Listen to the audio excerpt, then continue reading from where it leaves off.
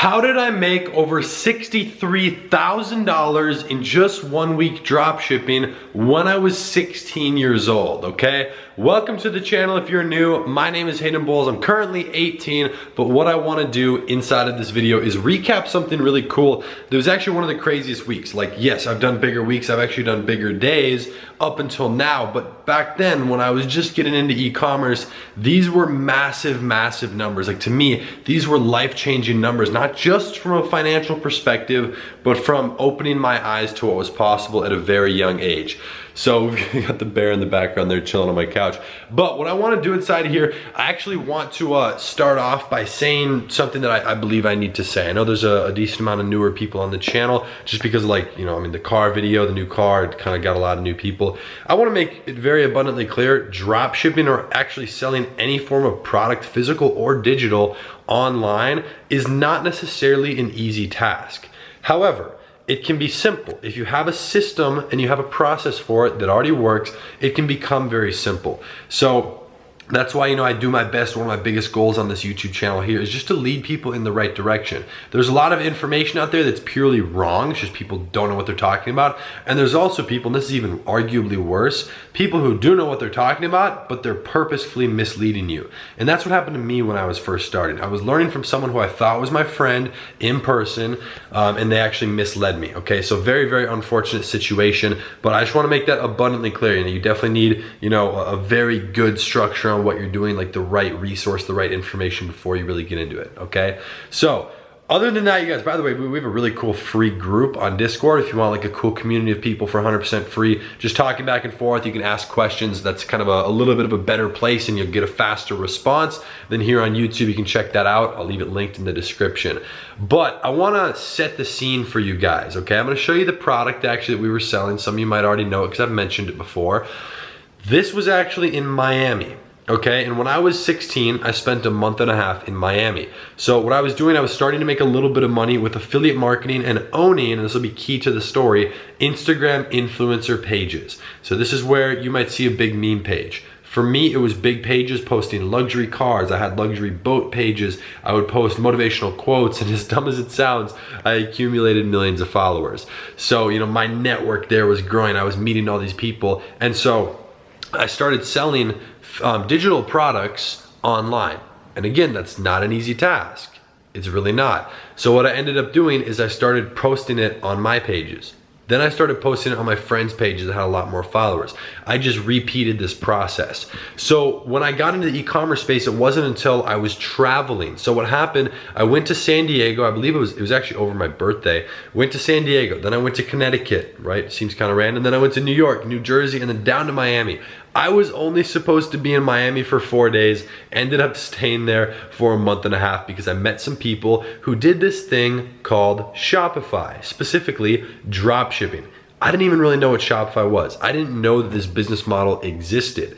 And these people were, you know, in like a, you know, not the craziest place, but like a junior penthouse on the water in Miami, driving nice cars, partying every night. Now, I don't agree with the way they lived. They were, you know, blowing, you know, $6 grand a night in the club, like absolutely going wild with drugs. Like there was plenty of cocaine, weed everywhere, Xanax at the apartment, whatever, okay? I participated in none of that, for the record. But I learned a lot about e-commerce. Now, the cool thing about one of the main guys there, his name was Jay, he owned a lot of different influencer pages, far bigger than mine. I had a bunch of smaller ones. He had a bunch of big ones. So he would have, you know, 3 million followers on just one page, or 4 million, 1.2 million. So, I'm trying to remember some of the names of them. I can share them with you guys if I remember. But anyways, the key thing that I just mentioned there about the drugs and the partying is because that's a key element to this story. So, they were very, very frequent partiers. They didn't really care about the business, and you know, I was just getting into it. I didn't know as much as they did, but they had already had everything set up. The one skill I had been building very, very well because of my affiliate marketing was email marketing. So that's sending out emails to a list of people who are already customers or who have submitted their email somewhere requesting information on something. So what happened is people who would start to order the product on their store, but then leave, would actually still have their email in our database. So I know they haven't bought yet. Now we'd also have a couple of cool things where they could enter giveaways, where they'd be entered to win a free one of this product that I'll show you here in a moment. But that was collecting a lot of emails. So what I was doing during a 1 week period, I'll show you the product here in a moment. I was sending out emails almost every single day. These people were like just drugged out, literally half asleep half the time, the other half they're taking jet skis out to the islands in Miami, absolutely insane. But I had access to the Instagram accounts, to 2 of the main ones, not all of them, but Jay had given me access. So what I was doing, I decided to really grow the store. And this is the craziest thing, some of you know the story, like we hit over 70K in 2 months in a row, and in 1 week, it actually did a little bit over 63,000. So I don't remember the exact number, it'll be in the title though, that is the exact number, I can look back on my Snapchat. But so, the crazy thing, I was posting, and it was kind of a unique way to do it. It wasn't anything with Facebook ads, which is what I do right now. I was just doing the Instagram influencer pages. So keep in mind, absolutely no ad cost. Because again, keep in mind, I owned the pages, or more specifically, Jay owned the pages that I was shouting out on, and I had access to it. And it was for our accumulative store. And so I was actually doing something very unique. Normally with an Instagram influencer shout out, you'll pay for 6 hours, you'll have it up for 6 hours, then it's gone. I was posting on multiple different pages. There was 2 ones I was actively posting on every day, and I got a bunch of different ads. I made them all myself, and a bunch of different videos. I got a bunch of different pictures. I took literally pictures of myself using it, like holding it over the water in Miami, just like, taking a video of it. And so what I was doing is I would post something on the page for an hour. Then I would take it down after an hour. And about 2 or 3 hours later, I would repost the same thing, but a different ad post. Same product, but it'd be a very different picture. I'd go from a picture to a video to a different angle to a different color. And I would just repeat this process about 16 to 18 hours a day, just all throughout it, across a couple different pages.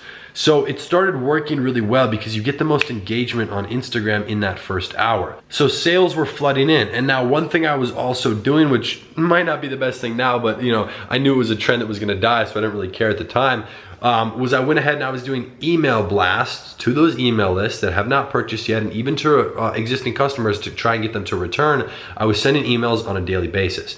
I remember we hit about 12K on the first day I was doing this, then it was like 6, 7, 8, kind of bouncing around during the week. And then on Sunday, which is one of the highest traffic days on the internet, I did a really big email push and an even bigger thing on the Instagram. Now I had to do this when Jay was not around. He was very angry actually about this until I showed him the numbers.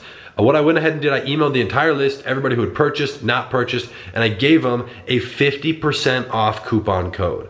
Keep in mind, this product, I'll show it to you right now, was being sold at the time. It was a free plus shipping for $12.95. The product was fidget spinners, okay? Some of you might laugh. It's a stupid, simple little gadget that had massive trends online. Simple as that. The product's not even the most important part. So what I was doing, I dropped the price, which normally you would probably not be able to afford, but we were able to. So that's why he was mad. He's like, dude, we're selling so much, or you shouldn't have done that, it would have made more money. What happened when I did that? People who couldn't afford it or were about to buy it other places or already had bought one now had a much bigger incentive to purchase it from us and to purchase it right now. I did a 24-hour deal for a 24-hour coupon for 50% off. So for like $6, they were able to get a fidget spinner with free shipping worldwide. At the time, now they're in gas stations for $1, like probably 50 cents on, Hollywood Boulevard everywhere. But at the time, you could not get them for anywhere near that cheap. And to be honest, they weren't even that accessible. We were like, kind of, I would like to say, one of the more pioneering stores of that. So that pushed really big numbers. Now, the interesting thing, these people were not smart with their store. And I know it would have lasted for another 2 months or so. That was the biggest month. That total month, we hit 72,000. I don't know what the hell they were doing during the rest of the couple weeks. I wasn't even in charge of it. They didn't really care. They were blowing all their money. But what happens, this is a lesson I've talked about before, be careful who you choose to go into business with. I didn't choose to go into business with them. They already had it going. They just brought me in. They wanted to make more money. They didn't really care. So I was like, all right, cool. You're gonna give me 10% of the store? Okay. So I just started running as many emails as I could, managing their Instagram pages with posting everything, making ads. I was just working 12 hours a day. I didn't care. And so they're out partying, kind of having it managed, and I'm taking a little bit of a cut. But these people screwed me over. I did not get most of my cut. A lot of things happened. People moved. One of them literally met some girl who he met, she was a bouncer at a club, or not a bouncer, like giving people wristbands at a club we went to. 3 weeks later, they're in Vegas getting married. He owes all of us money and he's just gone, nowhere to be found. Still owes me money to this day.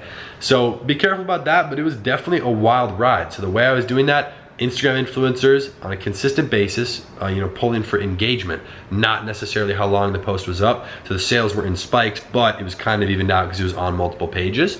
And then what would happen is I would also be doing those email blasts. So having an email sequence in place, very important, but also emailing customers who have already purchased from you, right? If someone already purchased from you and they had a very good experience, the odds of them purchasing from you, again, go much higher. So if you offer them a big discount, maybe not on the same product that they've already purchased before, but on another product, that can definitely help bring them back. So I learned a lot through that. It was a crazy experience. I just wanted to jump on here and share it with you guys because that's something to me that was really a defining moment in e-commerce. So to me, putting out a lot of e-commerce stuff on this channel, that's a specific story that I wanted to be able to tell. So glad that I was able to put that out. If you guys enjoyed it, if you got any value, if you got any insight, definitely drop a like down below. I would greatly appreciate it. If you have any questions, I'm sure there's a little bit of an interesting curveball. Questions about the people, what was happening, the exact marketing. I can either break it down in more videos, or you can just drop a question in the comments down below and I'll be sure to get back to you. Okay, so other than that, if you're new to the channel, feel free to subscribe. We're posting a bunch of content every single day, a lot of fun stuff, a lot of business stuff, kind of a cool mix. So yeah, with that being said, I'll be seeing you guys tomorrow in the next video. Peace.